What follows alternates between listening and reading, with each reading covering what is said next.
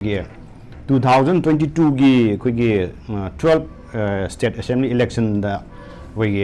Home Minister oiba Amit Shah sina laga saisida akoigi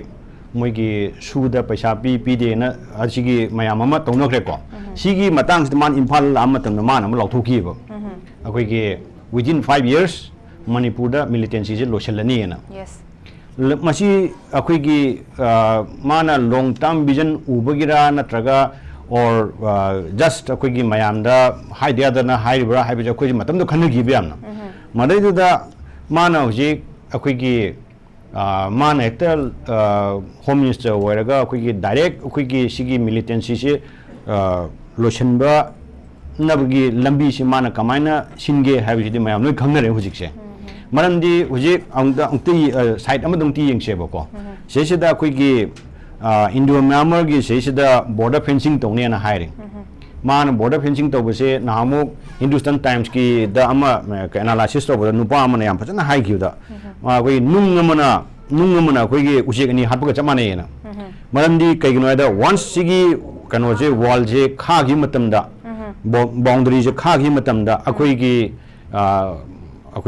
Meitei insurgents haitare ko Meitei akoigi kano sing se koining tamba pamba sing sina chathok jasin yaroi taseng na da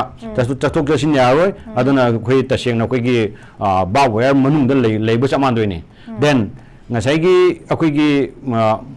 adumai tawagadi khulai tulai adu da puthok pusin adu da kemte yaroi movement free movement su yaroi ba adubu moigi ngasai akoigi nagai chinau singda akoigi samna haida akoigi Nagaland sector dagi site gi akoigi Barmarom site da mam leibum yawi moju adum thingba ya kono sigi boundary khaba yaro ena tawnari ko aduga kuki kambuju je akoigi khaba je hainga chit lorebe type ta akoigi moina matam khara yethuk biu gaina ga tawbasi je akoigi sigi posu yam leikre manai da aina lakchiningi di hujiki India si world da fourth la fifth lagi kita jeno koi armed forces se magi fourth ni ko fourth ni na haire then koi fourth largest koi armed forces in the world ni na haire aduga ngasai gi Russia dagi khulai leiba adagi Italy dagi sorry Israel dagi leiba America dagi leiba mayam se koi adagi indigenously koi India da sai mayam se koi toy akoi na thaina mobile che somewhere 2003 da 4 in Manipur lakhi ko adi matung da naharon phana moina laptop bum pura ga more da kai da phone to ba loi pha yae ba ado hujik ti yam cha khole muji 2024 yo rabani are da ngasai gi aigi yena kha da kano nomai ka phusi bai gdom khangoi de non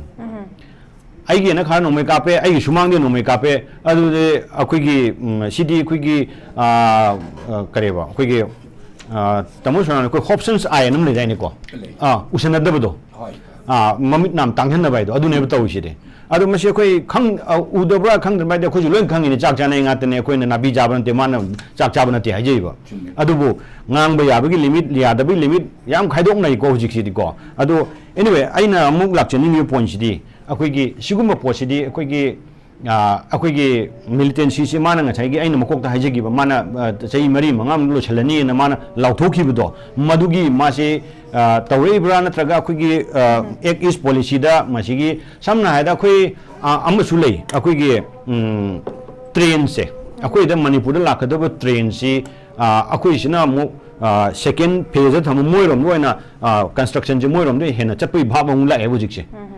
tawde haben te akoi su tawde haben te tawi ko adu moirom da hena chapui bham lai aduga hoi masese da kanno site ya loba da bai walang tok thokraga sida laiba armed forces la mayam leijing sidi home ministry gi makha da lebe ngatni aduga defense minister aramoi kano kangbung ngatni ada aina mamang da koi gi tv discussion mayam da koi gi expert mayam su thambi gre yam na koi gi ke hajige pham chawba ko dg oramba gumba adeki koi gi kano oramba gumba singsina koi gi home ministry gi version adum ngangba samna da akoi na di से drone bombing तो है Moin deny तो worry बोबो को then मोइगी statement दा home ministry की statement दा सुमाइना अखोगी foreign hand यावी है अमोइन अमु यावदी नो है मसा मतोम दा अखोगी सेल्फ कॉन्ट्रैक्टरी ओइबसिदी याम थेंगरे अखोई मसी कदोबिनो खंगदे दो हुजिकसी मोइन हुजिकी सुदा लेरम कांगबु सिंगसे ngasai asam rifle khal lokthok raga CRPF khal lakpu matam da khabar da gati khoi gi kano hai moje kem te gi hindu lo dore kholo dore gaina yama adu how far it is true kanana enforce to no khangdre adu adum lei seisida hoji any truck driver sorry truck akhoi gi mahajon amada owner amada hangmatam da ko अखोगी Jharkhand मानब ले मोगी truck से लाख भैया सुमाय तुम फारे अगोंद सुमाय पैसा सुमा है कमाई तौजे खोचे इम्फाल फम ले कदो हाइनो खोलिनो अना हाइद अस मोदी कनो लाख मंगा पियो हाइ लाख अनि पियो हाइ गाड़ी म लाखपदा मिनिमम लुपा असुक हाइ कमाई तौदुनो हाइ अदुदे अखोय सरकार गिने मदुदे अइना ngamba jante अखोय दि चुमने के पॉलिटिकल की कनो द लेबनी खोपनी नंग ngamlo mangang no ro na mai to na haino be me masi each and every truck अखोय की मणिपुर से नेशनल हाईवे नंबर 2 से लाखो सिंह से एनी महाजन दा हंबियो मसी इन टर्म्स ऑफ क्रोड ने मोय नोमदा तौरिसे अदुना सुनो तौदोरा नत्रगा अखोय लोकल वॉलंटियर तौदोरा मसी अदुम लौ लेरबनी खंग लेरबनी मसी अदो फरे सिना अमो ओरगा ngasai अखोय की आइनि याम नुंगाइसदबा अमना गिताजेना सु पनबिग्रे अखोय की सिदिस दा अखोय की म्यांमार गा अखोय की मणिपुर के बॉर्डर अमदा सुमाइना इनेशन आइमनसु याम फोंगना अदुम हाइग्रबनी सुमाइन तौना मोइना लॉजिस्टिक्स तौदना अदगी अखोगी बोम सानबगी गनो सप्लाई तौना खोतना तौबसे मसिगी पोची अखोगी अखोगी द मशीनरी और मसिगी कनो लेतब जालब थिगतनब मजे अखोगी सरकार सिदा अदो सरकार सु अखोई खंगदे तौजे अखोगी मा आदगी हाइरपसे दुम तौदे अपन इंडिया पोंते अदुना मोइना साइड लोबुसे आईडी आर्म फोर्सेस साइड लोबुसे मसिम कितंग अखोइगी कनोदा छिमीगी मियोबगी अखोइगी सेंटिमेंट दा कितंग नुंगाइजदे अदुगो ngसाइना कनो कोइ बटालियन अनि चकिबा अदकी खोकिबदुदी अदुसु मु आई वास नेबा लेहोरी याम लेहोरी अदे ममांग दा मु अखोइगी मणिपुर पुलिस यावगा मोरे दा खुंद मयम रेड तोबदा क्यानो अखोइगी सम 300 400 अखोइगी बर्मिस लेरमदा अखोइगी नय गानो अखोइगी बायोमेट्रिक लौसी कोचिन तोबदा आसाम न कांगबु चमिने आसाम न कांगबु मोइदा हान लौरबनी गाना हाइरपो केसु लेखरेबो अदो मजी अखोइगी सुमाइना अखोइगी दग लौना सुमाइना तोबसे इंस्ट्रक्शन फंगन मोहि तौइने आफ्टर ऑल मोइदी मेटै कनानो मोइदी कुकी कनानो मोइदी दे डोंट मैटर अदो मोइगी whatever is instructed we have to act this सिपाही ने अदो सिगी मतंग सिबो आई हाइजेगे फर्स्ट राउंड दा ओजा अखोइगी कनोगी मतंग सि सोनाकंदा इरांग से हौरे बॉर्डर सोमदा लेपे ना हाइरा कांदा सोमदा मु म्यांमार की बॉर्डर से इरांग से मु तौरा कांदा कोगी मी हातना खोतना यामना अकन ममोंगी अटैक से थरक पे पोट से मु लेदे अदोय तारगदी कोइन मिस्टेक येंग बया बसी नौना तौरेबा कोगी फ्रेश गन फाइट हाइबा तारे मसी फ्रेश फाइट सिना अमोक सोना कंदा कनोदा मणिपुर दा सोमना क्लम की कन्फ्लिक्ट थोइबा नाकन सिदा हाइबा तारे मसिदा करम बया म चाउनी इफेक्ट लाप याई कमाय थंबिनी ओजा ngasai border da khutthokna basidi tasengna haragadi site amada view amada yengbada akoigi khulai paiba maseng kamna bani adu casualty thokibe wani amorom da ko aduga ngasai gi sigi ngasai koina mamangi sesa kari akoigi mamangi kano da pangi bada akoigi logistics ni khangde adiki akoigi intelligence ki ni khangde sigi pochidi supply tawno mi sidi akoi kanano khangne rebo ko madaiduda ngasai akoina asomna kan cycle le hoba or akoi somle changba si mayam si moina target to leibneba aduna khoi amoron da haribudi masi akoi gi kai hajige moina iji target thibani khangde or akoi gi maitei insurgent kangbu duna militant kangbu duna akoi gi चंगुब्रा नत्रगा मोइना लागा तौब्रा अदुदि अखोय उद्रे picture दुदि उद्रे को अदुगा तौदबु अखोय गे अदु केजुली थोपदुदि होय खुलाई पाइ मसिनि यारे to some extent अदुगा अखोय गी kanoda civilian da kulai pajadaba civilian nupi angang da kaida neki low singuba low da chapa khotba sugumba tawbusi tasengna crime against humanity aduga amaronda aina hygienic muda ngasai gida jena sum haibada sum notoksel hobuni moise traitor oi habisi di ngasi ngrang da nate haijeribo moina kari khogi anglo kuki wa kari war memory kanom haibdo adu ni gain to di rebellion adu matang da khoi khangre ba khoi kano khoi mitigi kano khoi chinga khamgi kana ba adu do na anyway madu da moina lale haijeba khocho adu traitor oi khoi moi kana no khangre ba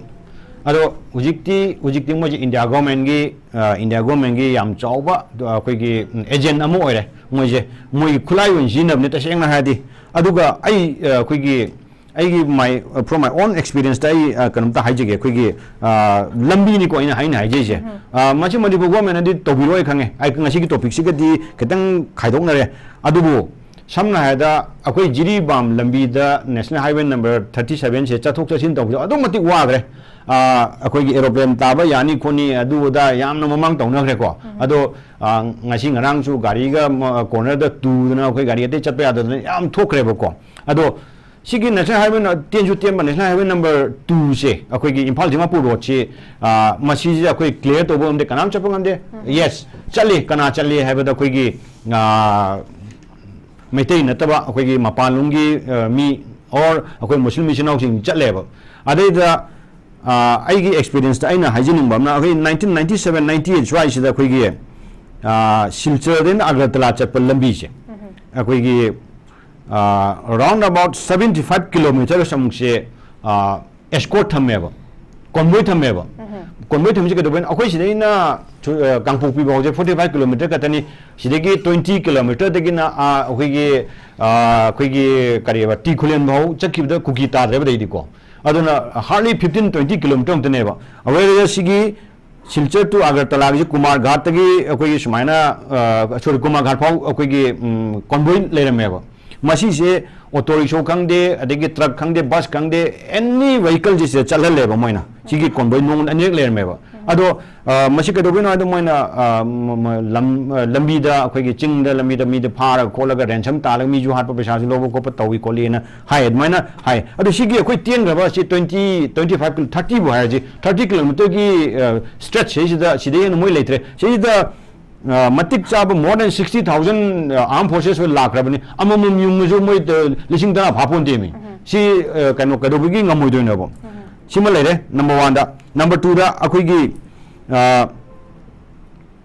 lan hokpa matang akoi gi tha amagum ba hogelak ba dai da akoi gi relative oja omin ba moi kuki nupi singa oja omin ba da moi jo trambu chakre aduga wai watai de to phone da sana kan chi da oja akoigi naharo na pai sidi nangi rambo da pai ba nungui gumbani noi adugumba nungui nate na haire aduga sidi losen ba tawsine ko sine nungai tine noi su nungai te ko su nungai te tawde da masai sida akoigi people's representative point thagali ba koi MLA sing haidare ne ko sigumba sisu leitre kana leitre masai sida already akoigi insurgents kambuna moigi KNF oigera KNU oigera UPF oigera moi kanoma momang KM pangalore si kambu sing loina mok paisen gedona kanamta wari sabeningai responsible person ta leitre na oja sina hai ki matam da yamna fresh oingi wari ni ko ya jese aduga akoigi sumaina akoigi KNF si topic ta lakcha bada KNF B gumba de PDF gumba si sigumba sina akoigi atat akham leitana maybe kauthong na kanda amu he moina thadilakpa adai amu attack torpa adeki akoigi naga de boiro adeki meti de boiro moina tawisi masigi pochi akoigi India government di khangamoe moide khangdam ni IB numbi SIB kanam betam khangamoro moide more da kaida lo everywhere molo chakhai le ni kedobe khangoi doino ai ngasai makok ta mukso haijabo ai amku su panjage ai gi sumang da natra ai yana khade no me ka kana kadan ka karu khangoi doino mado si akhoi gi sumaina mayamna thagaliba people's representative in thagaliba local MLA sing minister of Shore Mushure ado moinaga kwegi sometimes TV de gang pada kola pada di kwegi ising lit ningai lete wa yam chum ngangi ado ngasai kedu bugi moi mute spectator in kedu lei no sin da khoi haina prajagi pulse moina khangaga akoigi sidi aigi group na yade ko aigi moidi ta sengna haidi maitei represent to bunati moidi akoigi manipur amagi wen MLA oine ado constituency amagi ojeru wane ba moidi broadly akoina thaina sum manager oy matamda nang angang kya no has angang ani ne nang angang mari nga po en khalo na phagi tawe ba khoida ada kaido bino haida nangi territory do nangi responsibility ne na admaina matam do khoida takpim tambi e ko ana responsibility je ngasai gi mete ngati yengba da ku ngati yengba da matang lai adu simain lusla kan si di akoigi moidi tara di moi kuki MLA tara di moidi intact lai gre moidi kano koi rigid oina moidi koi di fix oina gre koi di moina haiba separate administration na traga de koi di there is no agenda na haire adu di moi ngarang na han taramapan ama soi tawi taw den taw do adu su adum koi gi tumolo sangre tumolo sangre do akoi si sumaina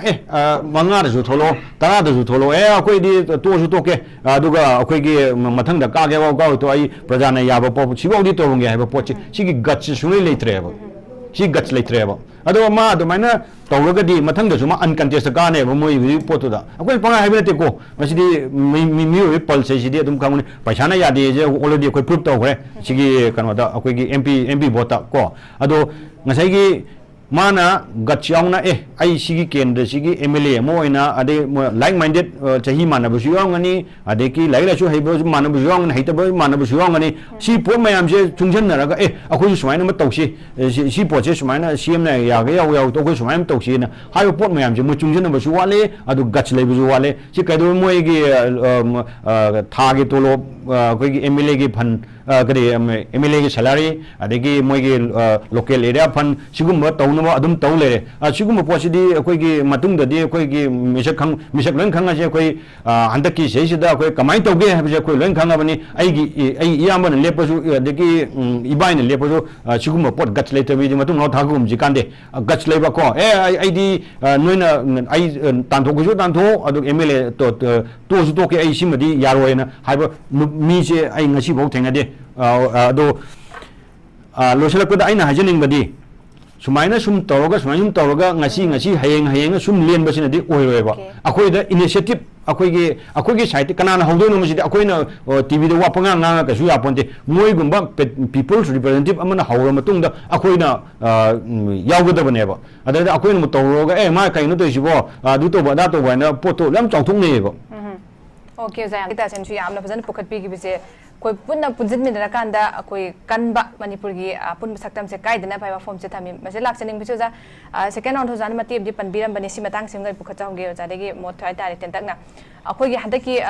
MLA tarama pan ha betare ruling gi sina sign tarum bagi matang se daida chero lama isilam ai ba chero lama prime minister da ana thajin bagi form se le yaw de to po se me amma leire swai gi matang kita moigi manungda BJP gi kano manungda habitali yanadabagi mawong sima akoigi munnaba manbagi phudora uthorak pasina koi miyam sida kari meeting geng gem thaiba chawu hangsem su leire duga makoi masem phawpa koi gi punjinna ba ngam da bai te laingak pai diba adu koi gi mapi mapa haiba tare chupli pai da kanda koi gi mamai gi chumga doriba anda hujik center na koi thoi bi da bagi meeting changbi da bagi confusing state am da leibagi asuk am pena da ba propok cha akanda koi ji kadai da kai doksige haiba ngam da na leidingai state da direct state makoi na mo akoi again in putting in a puzzling kano haiba tare state am dang thamjila pai tare kamai thambini ho ja ten tak na sai matang gi adu do khumjeng da khoi gi da chen hai ba da em to supplement to jo ge ba lanyam kan to ba matang da 2023 gi da lanyam kan to matang da akhoi gi torbung se da moi ne symmetry kon thok ne to bu do yang job kano ne ma to ne to bu do moi gi ta hok na kholak na adu bu asumna kandegi ama dak launa hai graga moi dum handoki dana yam chume ja madugi potu da to we are na haidi swai de locally ngang da yadra po ne ba ada adegi thorong ngang ko da adum jalong hangi ba ado thaina koina ꯑꯩꯈꯣꯏꯒꯤ ꯑꯉꯥꯡꯁꯤꯡ ꯑꯃꯅ ꯉꯁꯥꯏꯒꯤ ꯀꯩꯅꯣꯗ supplement ꯑꯁ꯭ꯋꯥꯏ ꯊꯤꯀꯥ ꯑꯃ ꯇꯧꯕ ꯑꯗꯩꯗ ꯗꯤꯃꯥꯟꯁꯦ ꯖꯥꯠ ꯁꯨꯝ ꯂꯥꯛꯄꯁꯤꯗ ꯑꯩꯈꯣꯏꯒꯤ ꯑꯍꯟ ꯑꯃꯅ ꯍꯥꯏꯌꯦ ꯃꯣꯏꯒꯤ ꯀꯩꯅꯣꯁꯤꯗꯤ ꯍꯦꯗ ꯀ꯭ꯋꯥꯔꯇꯔꯁꯤꯗꯤ ꯆꯨꯔꯆꯥꯟꯄꯨꯔꯗ ꯆꯠꯂꯣ ꯆꯨꯔꯆꯥꯟꯄꯨꯔꯗ ꯂꯣꯏ ꯊꯣꯛꯄꯅꯦ ꯆꯨꯔꯆꯥꯟꯄꯨꯔꯗ ꯉꯥꯡꯅꯧꯅ ꯑꯗꯨꯃꯥꯏꯅ ꯍꯥꯏꯔꯛꯈꯤꯕ ꯃꯇꯝꯗꯨꯗꯀꯣ ꯍꯧꯖꯤꯛꯄꯨꯗꯤ ꯀꯥꯡꯄꯣꯛꯄꯤꯁꯨ ꯀꯣꯇꯨꯅ ꯂꯩꯈ꯭ꯔꯦ ꯑꯗꯩ ꯆꯨꯔꯆꯥꯟꯄꯨꯔꯅ ꯀꯔꯤꯕ ITLF ꯂꯩꯈ꯭ꯔꯦ ꯑꯗꯩꯗ ꯉꯁꯥꯏꯒꯤ ꯆꯨꯡꯁꯤꯟꯅꯗ ꯃꯣꯏ 19ꯒꯤ ꯍꯧꯖꯤꯛꯀꯤ ꯀꯩꯅꯣ 이루부도 모두 뭐시 그게 다시행나 뭐시 암 마판데기 뭐 제렉프라 그놈 동만에 뭐시 아이디 강대고 거에 비하인드 스크린 그 강드레 아도 이디로 봐 사실 이디로 봐지 수마나 그는 낭이 kai 소이 그는 낭이 농파도기 와니 미 리귤러리 낭은 미 강부나 저 짜이리바 낭이 그 뭐주 미니니까 근데 에 그저 그놈 도시 그저 칼람 무시해 버드나 뭐주 거기 just revolt 그 마땅아 되다 아데게 에 तुमले खुदोमी थांगलाबो मोजो लोइनबा कोगी सार जीजी ना लोइनबो लेगाबो खंद्रेबो अरेदि तौनिन तौगदि ए कम ऑन कोगी नुपा थोंग तौसी लाओ कोई तौसी लाओना हाइबो पोतो अदु पोतो दु सुंगा गाउद्रे अदु आइना रोसलापदा आइना तामोन धनबि लाइसमगी कनो याम नुंगाइबो अमा आइ ताकी मासे मा डिस्कशन ngang नते सुमनगी अंगांगी कनो कॉलेज गुंबा अदि स्कूल गुमै फंक्शन अमदा मान nganggibne aina sum ningjangak po jik sum ngange da ngasagi koigi kuki kangpu singsina mana leyu mafam singchida Karbi Anglong da boiro Burma da bo sorry yes Burma da boiro or rangi Bangladesh da boiro adiki Assam da boiro leyu mafam singchida moina khanari ba chainari ba migi lamun ge to bu ko je tamon thana bi hai gibam ningjang mana मोय आदि democracy का लेतमिन हेक्ट मी गा yum मै थारग त मुनबी खोटबी मोय लो दि लेतमिना मै थारग मुनगा अखोय लहोनी गाबी अदोम the चटपनि मोय याम लानु खनबि नो ताउन दनबिना हाइबि चिमनि हपनिदा अदो lotion लपदा Surbala खोगी ngasai moi trampanche चिठी इथोरगा मरक्ता सु कोगी अमानी ममिंग दि पनरगुम सेबको अमानी अमाई सो यावते खोते अदु तौदेना आई सोइबो त मिने छाया पोन्तेन को अदुगा तौरे अदु तौबो पोसेसिदा हुजिक्सी नहाना सु पनग्रे सुबरा सु पनग्रे अखोइगी कन्विन्स तौबो ngamद्रगदि कन्फ्यूज तौना मा हाइबदो अखोइ जो कन्फ्यूजिंग स्टेज ने अखोइ जो लेजे कइनो कोइ तो जो एमएलए जिंग जो मोइ चिठी जो इरे कइनो कोइ कन्फ्यूज इज ओथोको तो ओथोइदो कन्फ्यूजन म लेरे अखोइ दा सुमाइना कन्फ्यूजन एवरीवेयर सिगी कन्फ्यूजन जे अदुगा ngasai kano se moina sigi confusion stage da leiba matamda tawdoiba thabak sidi gidajena haiba dona ji da kape जी दा मु कोगी मायाम चंग कंसंट्रेट तोने स्वाना सुमना कंदा मु साबुं खोक हाइब्रा कन सुमा कंगिदो अदोम दंग तोरानी खलेगा खलेगा सुम अखोय कनो नंग तोरानी को तोम नंग तोरानी सुम पोट मायाम से कनानोमना डायरेक्शन पीदना और कनानोमना तौदना तौने मोइगी कोतुना तौरिब्रा ITLM ना तौरिब्रा दिल्ली ना तौरिब्रा हाइब्रा सिटी मायाम खंगदबा ngaतनी थैंक यू